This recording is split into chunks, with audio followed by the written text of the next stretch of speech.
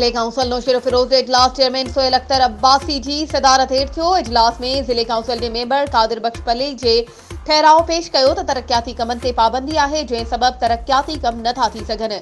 इजलास में तरक्याती कमनि ते पाबंदी हटाइण लाइ मुतफ़िका ठहराव पास कयो वियो। इजलास में ज़िले काउंसिल के मेंबर मोहम्मद इलियास ठहराव पेश कयो त सिंध हुकूमत पारां ज़िले काउंसिल जूं सरकारी गाॾियूं कब्ज़े में वरितियूं वयूं आहिनि, जंहिं सबब ज़िले काउंसिल जा चेयरमैन ऐं वाइस चेयरमैन सरकारी गाॾियुनि खां महरूम आहिनि। इजलास में मुतफ़िका ठहराव पास कयो वियो त सिंध हुकूमत ज़िले काउंसिल जूं गाॾियूं फौरी तौर ते वापसि करे। इजलास में ज़िले काउंसिल के मेंबर चौधरी शाहिद अली आराई फ़लस्तीन ते इसराइल जे हमले ख़िलाफ़ ऐं फ़लस्तीनी भाइरनि सां यकजहती जे इज़हार लाइ ठहराव पेश कयो, जेको इत्तेफ़ाक़ राय सां मंज़ूर कयो वियो। ज़िले काउंसिल मेंबर अमीर अली चांडियो ज़िले में ज़रई भाड़नि ऐं फ़सलनि जे ॿिज जी ब्लैक मार्केटिंग ख़िलाफ़ कार्रवाई लाइ ठहराव पेश कयो, जेको बे इत्तेफ़ाक़ राय सां मंज़ूर कयो वियो।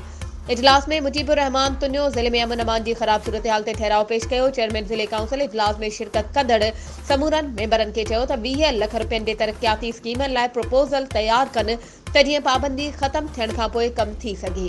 वधीक ख़बरुनि ऐं अपडेट्स जे लाइ असांजे चैनल खे सब्सक्राइब कयो ऐं हा, बेल आइकन खे प्रेस करणु न विसारिजो त जीअं असांजी हर नई अचण वारी वीडियो तव्हां ताईं पहुची